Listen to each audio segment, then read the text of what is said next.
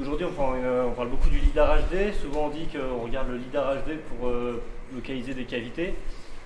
On regarde souvent, c'est des rasters du lidar HD. Donc là, j'ai pour objectif de présenter ce que c'est un peu le lidar, comment ça fonctionne, pourquoi on arrive à voir sous la végétation et quels sont les apports que cet outil nous amène en spéléo et comment on pourrait aussi acquérir la donnée en plus, peut-être dans des cas de voyage lointain. Donc le lidar, on le retrouve sur différents vecteurs. Ça peut être porté sur des sacs à dos comme ça, donc dans des villes qui font ça pour topographier une ville. Un bateau, une voiture.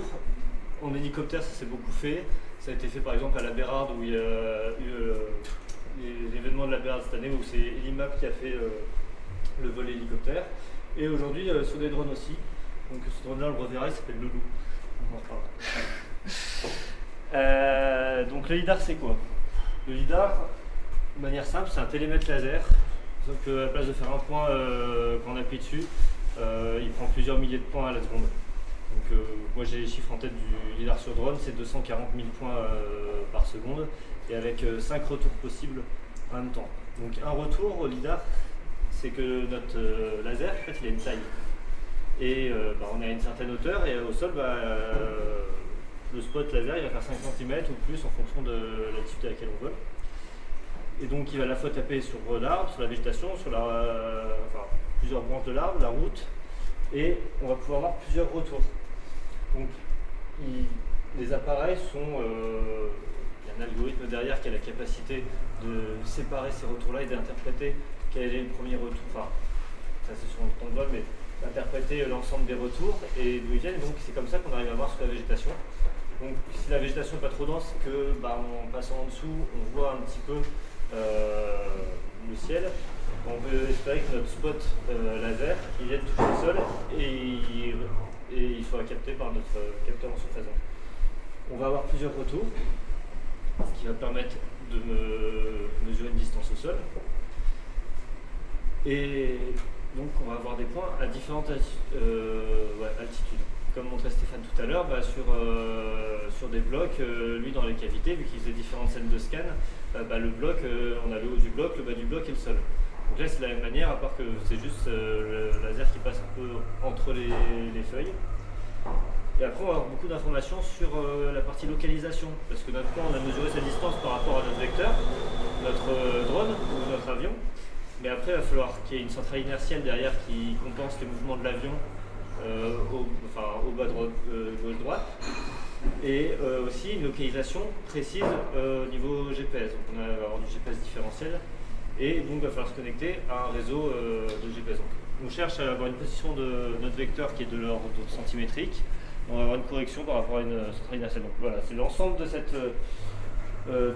ces outils qui sont accumulés et qui permettent d'obtenir derrière un nuage de points pour pouvoir faire la topographie.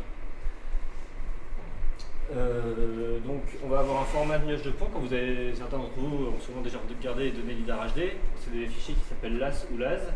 Donc de temps, c'est un format qui permet d'avoir beaucoup de points. Chaque point a plusieurs attributs. Et donc on peut juste afficher sans attribut le nuage de points. On a le nuage de points qui nous donne à peu près la géométrie qu'on a. Du terrain. On va avoir différentes variables dedans. Donc, là j'ai mis l'intensité, c'est au niveau de la réflexion, comment la matière a réfléchi notre lidar. Là je sais plus ce que c'est parce que je le vois mal. Le temps, parce qu'on a le temps GPS. L'angle de scan, parce qu'il varie. On va avoir des superpositions, mais on va avoir un angle de scan qui est différent, et donc qui peut impacter le fait que certains surplombs, on ne va pas les voir, on en a vu beaucoup, et que même certaines falaises, il y a des endroits où on va avoir une partie de la falaise et d'autres non, parce que l'angle de scan va faire qu'on a une occultation à cet endroit-là, et également le nombre de retours, donc tout à gauche, donc ça va donner une information sur une émission du laser, combien on a eu de retours pour ce point-là. Donc toutes ces informations sont contenues dans ce type de fichier. Et on va également avoir la classification. Donc, l'ensemble des informations qu'on a dans le fichier LAS peut permettre de classifier avec certains outils. Et nous, quand on regarde le lidar HD, donc je vais beaucoup en parler, c'est le lidar d'hygiène. Il y a déjà une classification qui est dedans parce qu'ils l'ont réalisé avec leurs outils. Donc la classification, elle dépend d'une norme qui est internationale. Voilà, l'idée c'est de séparer le sol de la végétation, des bâtiments, des ponts, de l'eau. Il y a une vingtaine de catégories classiques et ça monte jusqu'à 67 pour les catégories 66-67 pour le bruit et les lignes de tension. Mais l'avantage, c'est de pouvoir, pour nous, enlever la végétation, enlever pour les bâtiments, je les garde, il n'y a rien à voir en dessous, et d'enlever une grosse partie de la végétation et du bruit et pouvoir regarder le sol et d'identifier les trous en partie. Ils sont longs ces calculs, si on fait sa propre campagne pour faire tourner les algos, pour identifier pour chaque point dans quelle catégorie ça tombe. C'est un peu ouvert ces méthodes-là alors soit il y a des outils comme privé. Oui, la stool, normalement il est payant aussi la stool, mais alors non, tu peux l'avoir en gratuit, il faut découper selon des dalles. Ah oui, mettre après des grosses diagonales, non? Oui, mais non, moi je l'avais fait, j'ai fait mes scripts où tu découpes sur des dalles de 100 mètres. Ouais, après je suis limité en surface de traitement. En fait, en nuage de points, tu as des nuages de points d'1,5 million de points. Donc j'avais fait tous mes scripts. Après, il y a Myriad 3D d'hygiène. Il faut le prendre en compte, il faut avoir un environnement Python qui soit stable avec du PyTorch. Alors pour l'avoir testé Myriad 3D, il y a encore des choses qui sont un peu chiantes. Vraiment, comme je disais, il demande une couche infrarouge. Donc voilà, l'hygiène te dit on a des données infrarouges disponibles sur les orthos, mais bon, pour les trouver, c'est pas toujours simple. Et donc l'hygiène, en retard sur tous ces pays voisins, a réalisé un relevé est en train de réaliser un relevé de l'ensemble de la France avec du lidar. Donc elle donne une densité de points classique de, en moyenne je crois que c'est autour de 10 points mètre carré. Ils ont commencé par le sud-est, c'est bien. Ouais, pour nous ça a été intéressant. Mais c'était bien, les Bretons font la gueule. Non, les Bretons, il n'y a pas de trou chez eux. Mais voilà, ils ont commencé chez nous. La densité est bien plus importante que ce qu'ils donnent, en tout cas pour nos régions, dans leurs caractéristiques. On arrive à avoir clairement à certains endroits 80 points par mètre carré, donc ce qui est très dense. Ces données sur toute la France, elles sont intéressantes parce que ça donne une base de référence pour la topographie. Pour nous, Spéléo, on verra que c'est des données qui sont assez précieuses pour pouvoir localiser nos entrées. On en parlait tout à l'heure, toute dépression, on va la voir. Même des ornières d'un tracteur, on les verrait alors que c'est 10 cm. C'est des choses qui sont quand même assez intéressantes. La Suisse en a aussi, et puis il y a beaucoup de pays d'Europe. La Slovénie, elle est couverte entièrement. Belgique aussi, Royaume-Uni, il y a une partie, alors je sais plus, je suis plus à jour, mais ils avaient fait sur les rivières en tout cas. L'Espagne, ils ont fait aussi.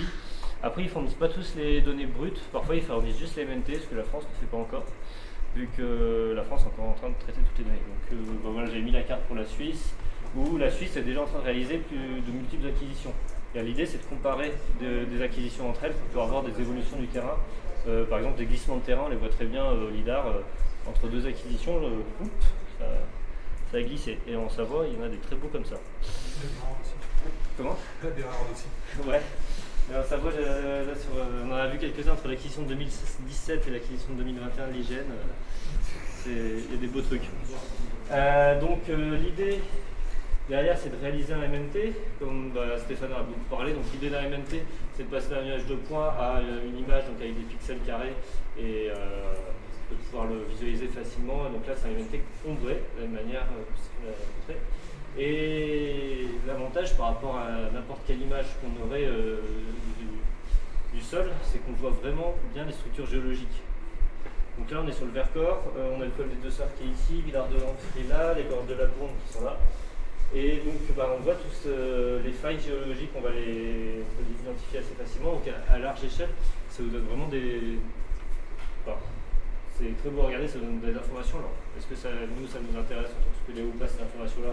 Oui et non, parce que nous on va chercher des failles peut-être à une échelle plus petite que ça, mais au moins sur la géologie globale, quand on regarde je pense que ça pourra améliorer les cartes géologiques qui existent aujourd'hui, s'ils veulent les remettre à jour. Et on voit aussi l'amélioration sur MNT.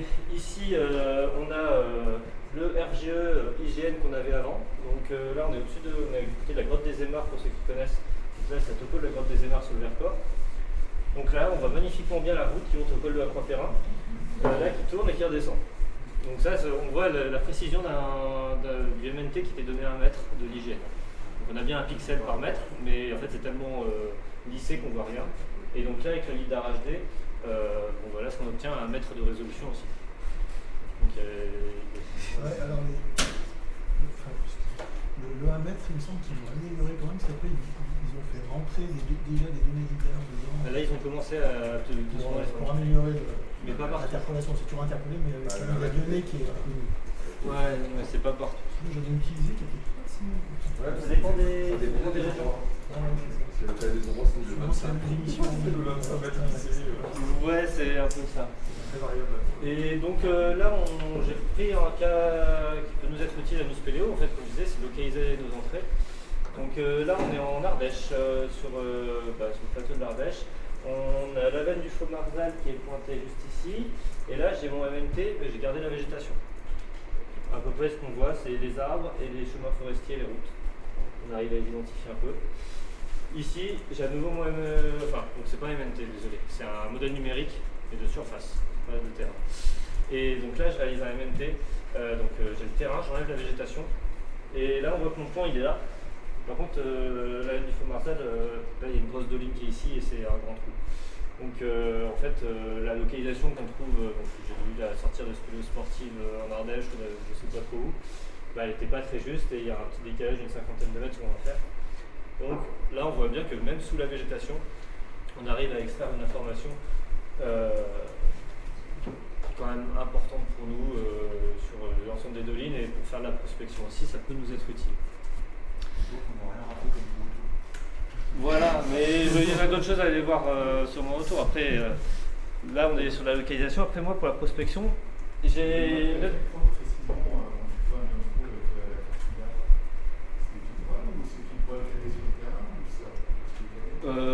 C'est la résolution de tes tailles de pixels. Pour moi, c'est un mètre, ouais.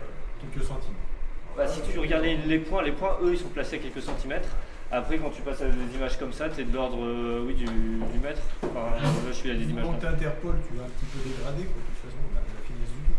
D'accord, donc sur le lit, ton point, Tu vas rester à quelques centimètres. Là, tu vois, ce que je vais montrer après, c'est ce que je réalise avec une nuage de points. Donc, c'est le traitement un peu plus lourd, c'est des ordi un peu costauds. Mais où là, tu vas voir des points qui sont même commencé à rentrer sous terre. C'est meilleur qu'avec un GPS téléphone pas cher. Ah oui, largement. Clairement, si on veut localiser des entrées, c'est téléphone, GPS, puis LiDAR, puis GPS différentiel. Et encore, faut qu'on soit sous végétation pour avoir l'apport du GPS différentiel, ou que la faille soit mal visible. Voilà. Et Donc, tu pars toujours à travers la végétation? Non, du tout. Si par exemple, si tu as des résineux, donc c'est des arbres qui ne perdent pas leurs feuilles, et souvent c'est assez dense. Et en fait, tu vas voir qu'il y a des beaux cercles sur le lidar une fois que tu as filtré, et donc ça correspond souvent aux résineux. Mais grosso modo, une petite entrée que tu as pointée au GPS téléphone, voici, elle est ça renvoie. Ouais, tu pourrais la retrouver. Tu peux la repérer sur le lidar et te baser sur les coordonnées lidar. Oui, totalement. Après, voilà, sous végétation, comme on dit, c'est un peu tricky, mais après, tu vois, la zone crawl sur le plateau, si tu n'as pas de végétation, il y a de fortes chances que tu vois exactement l'endroit. C'est ça. Après, j'ai juste une remarque par rapport à récupérer les données directement traitées par l'IGN ou récupérer les données brutes. Au début, ils livraient les données brutes. Oui, maintenant ils le font. Donc moi, je les traitais. Ouais. Et c'est vrai que tu ne sais pas en fait ce qu'ils enlèvent. Parce que nous, le problème, quand on récupère le sol, généralement, si tu as un gouffre, un P10, tu vas peut-être avoir 2-3 points qui ont tapé au fond du P10. Et potentiellement, leur traitement automatique à l'IGN, ces points-là, ils vont les dégager. Après, les données... Moi, je pense que j'ai constaté le truc parce que j'avais des données brutes au départ que j'avais filtrées moi, j'ai repéré des trucs. Et après, j'ai récupéré des données filtrées par l'IGN. Et j'ai l'impression que les points, certains points... Tu parles de filtres de bruit où ils auraient déjà enlevé, ou des filtres de classification? Parce que tu peux garder toutes les classifications. Ils étaient plus dans le sol, quoi. Oui, mais par contre, si tu veux décides de travailler avec l'ensemble des classifications. Mais je me demande s'ils avaient tout gardé. Moi, ça m'arrive de travailler avec Non classifié. Oui. Il y a des trucs vachement intéressants pour nous. Exactement, ça je suis d'accord. Mais bon, là, on rentre dans les détails des classes. Effectivement, il y a une classe sol, mais cette classe sol, parfois, quand il y a des points un peu aberrants, sur des crêtes par exemple, ça va être considéré comme du bâtiment. parce qu'ils vont considérer comme si c'était un fait de toi. Donc il y a des choses à parfois regarder un peu de manière experte. C'est un algorithme. Oui, oui. Un robot. Ça peut se mélanger les pinceaux. Et Ça peut faire des erreurs. Et... Quelque part d'humain repasse derrière. Je sais pas beaucoup. Alors je sais qu'ils utilisent sûrement leur base de données pour les ponts, parce qu'ils ont tous les ponts qui sont référencés, ils ont les bâtiments, donc ils doivent s'aider de leur base de données intégrée. Mais bon. Donc l'idée là, c'est de réaliser un modèle 3D. Donc ça veut dire Stéphane l'a présenté avant. Lui, avec ses nuages de points, il réalise aussi des modèles 3D pour les cavités. Ben, moi je fais la même chose, je prends mon nuage de points, que je classifie plus ou moins, puis l'idée ça va être de mailler l'ensemble du modèle. Donc je ne vais pas perdre en résolution du fait que, en fait, comme on disait, dans une dalle raster de 1 mètre sur 1 mètre, ça se trouve chez 40 points et ils n'ont pas tous la même altitude et moi je décide de prendre la moyenne ou le maximum. Ben là, avec le modèle, l'outil que j'utilise qui s'appelle MetaShape va relier l'ensemble de ces points et on va pouvoir voir énormément de détails du relief et même plus que ce qu'on verrait sur un modèle numérique de terrain. On va aussi voir que dans certaines zones, donc là j'ai affiché ce qu'on appelle la confidence, donc c'est un peu la valeur de justesse du modèle. Dans certaines zones surplombantes, là sur des falaises, c'est le col des Deux Sœurs, il y a des zones où on n'a pas du tout d'informations. Plus c'est rouge, on part du vert qui est de très bonne qualité, au rouge où en fait il y a une interpolation très forte, comme je disais, le lidar il tape pas partout.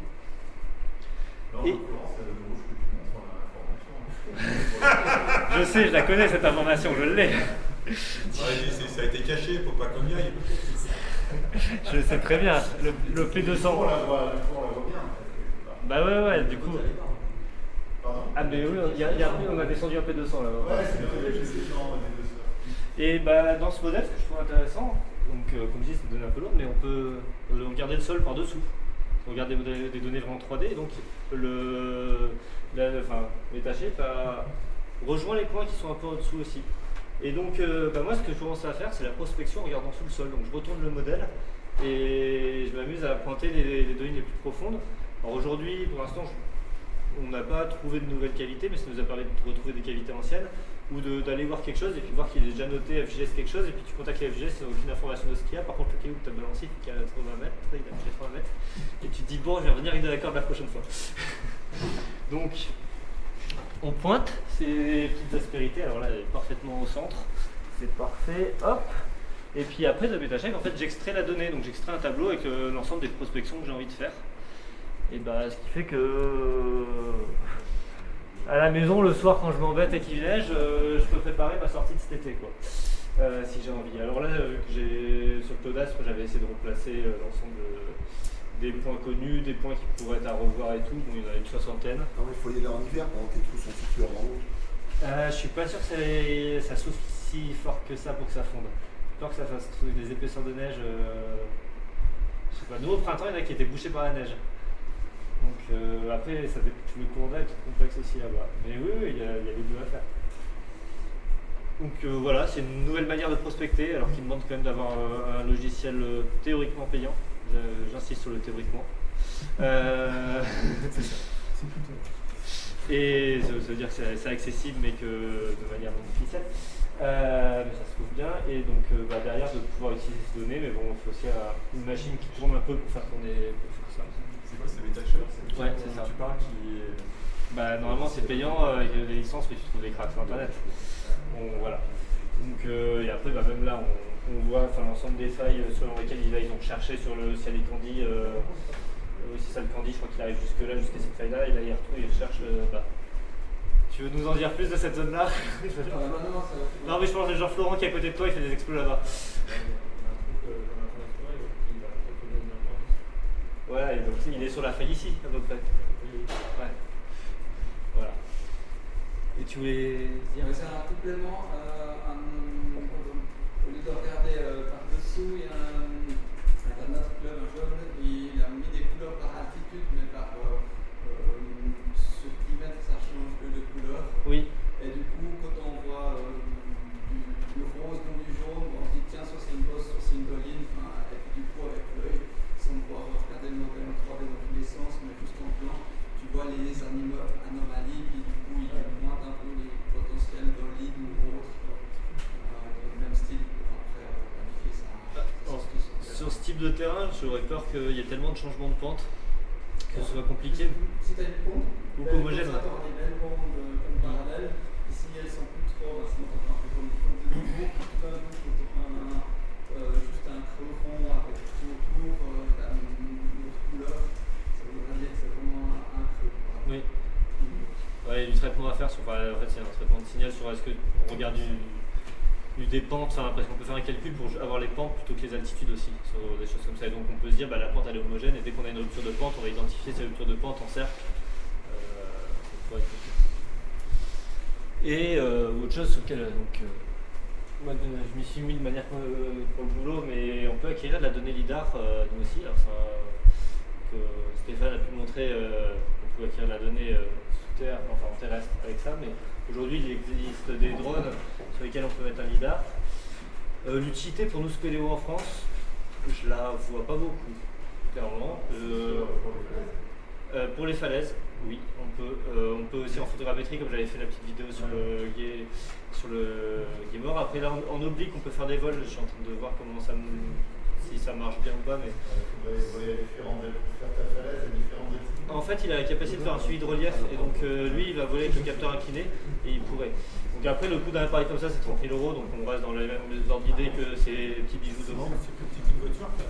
Ah bah ça fait, oui c'est une mallette, je l'avais sur une clé de portage. C'est 30 000 le global.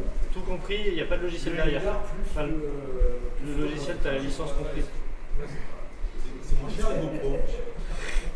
Donc voilà, après on peut se dire, est-ce que sur des expéditions lointaines, ça pourrait pas être utile pour des prospections je sais qu'il y en a qui étaient en Papouasie, enfin... Dans des pays, oui, voilà, après, voilà, on rentre dans l'administratif, là je ne parle même pas. Ou sinon dans des zones où la végétation était trop importante, quand il y a eu le relevé LIDAR IGN, où le relevé LIDAR n'était pas assez dense, on peut densifier. Et par exemple, là c'est un exemple qu'on avait fait avec Johan, où là on a le LIDAR HD, et là on a notre vol au LIDAR, et en fait, ici, alors on le voit mieux sur l'écran, mais là on voit il y a un petit cercle avec une croix. Je ne sais pas si vous voyez à peu près. Et là, on l'apercevait à peine. En fait, c'est un camp de sudation qui était là. On est sur une cufière. Et donc, on arrive à gagner en résolution et en détail sur tout ça. Là, on est à 20 cm de résolution sur notre MNT qu'on a réalisé. Et là, le LIDAR HD, on avait du mal à passer en dessous du mètre parce qu'il y avait trop d'interpolation. Donc, on gagne en précision là-dessus. Et après on se demande, nous sous terre en spéléo, donc on en a parlé un peu avant que Stéphane a abordé le milieu souterrain, mais aujourd'hui le LIDAR on le retrouve à plusieurs endroits. On va le retrouver sur des iPhones. Les iPhone Pro à partir du modèle 12, ils avaient un anti-LIDAR intégré. LIDAR, c'est la photogrammétrie. Il y a LIDAR. Et donc il y a des personnes qui ont déjà commencé à faire la topo sous terre avec ces petits LIDAR là. Donc après l'exploitation de ces données là, j'ai jamais eu l'occasion d'en avoir en main pour pouvoir voir ce qu'on pourrait faire comme traitement, comme tu as pu montrer avant, mais voir. Moi j'ai vu des trucs sur un massif de stalagmite, un bout de paroi. C'est pas ridicule. Il y a une Gardère qui a fait des petites droites un peu. Ouais, c'est pas ridicule, mais c'est pas des grandes extensions. Après il y a des spéléos qui a déjà quelques années qui ont mis en place le Kératron, qui est on va dire une sorte de disto mais avec un habillage au LIDAR, donc en 2D en avançant il scanne les galeries. Et puis après il y a des appareils beaucoup poussé professionnel, donc Tanguy utilise ça régulièrement, le BL4Go. C'est la thermos de Pastis. tu nous le sors.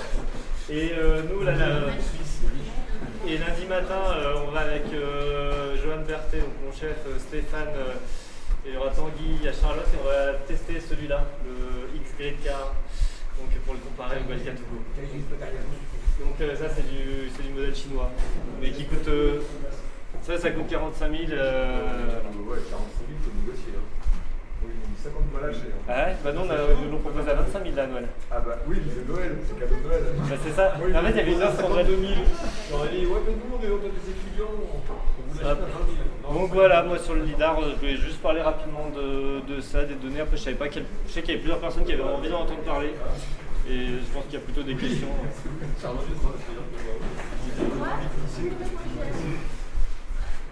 J'avais une question. Ouais. Sur les MNT, j'avais vu des trucs utiliser des modèles d'écoulement hydro pour trouver les endroits où l'eau s'accumule, par exemple, dans les fonds de doline, ce genre de choses. Oui, dans le QGIS, tu as des outils comme ça. Ouais, Terraco, pour voir justement où il y a des nappes de flotte qui restent, qui seraient a priori emprisées dans Ouais, où tu pourras avoir des pertes. T'as des choses, t'as des choses un peu dessus, tout comme ça, pour travailler sur des modèles 3D de maillage, pour trouver des zones potentielles. Bah, là, j'ai pas grand chose à te montrer là-dessus. Effectivement, sur QGIS, tu as des modèles d'hydrologie. Alors, j'avais regardé un peu. Sur QGIS, quand tu fais les zones géographiques d'individualité, tu appliques au départ normalement un finishing rempli de lignes. Si tu fais une différence entre le MNT et ce qui reste, tu vois les poches. Mais par contre, effectivement, tu n'as pas les. Oui, ça, les entrées en paroi, tu les auras pas. Tu peux le. J'ai une idée de développement pour toi. Normalement, après, avec toutes ces données là et un peu d'intelligence artificielle, tu dois pouvoir lui dire où il faut aller pour trouver les grottes par IA. Bah, c'est ça, mais bon, il y a des personnes qui avaient pointé l'ensemble des grottes et qu'on identifie. On a les bases de données, on en a déjà. Je sais. Et oui, après, bon, voilà, faut voir les choses. C'est des choses qui seraient faisables. C'est du traitement d'image, je pense, assez basique. Il faudrait aussi montrer des images où il n'y a pas de grotte et lui dire là, t'as pas de grotte et là, t'en as parce que. Ça, je dois pas rencontrer son grotte. On lui donne que la moitié des grottes qu'on connaît et on l'entraîne pour qu'il trouve l'autre moitié. Ouais, le problème, c'est les faux positifs. Ah oui, justement, nous on est là pour l'aider à avancer. Donc, déjà la prospection, tu as vu, je la propose depuis le canapé maintenant.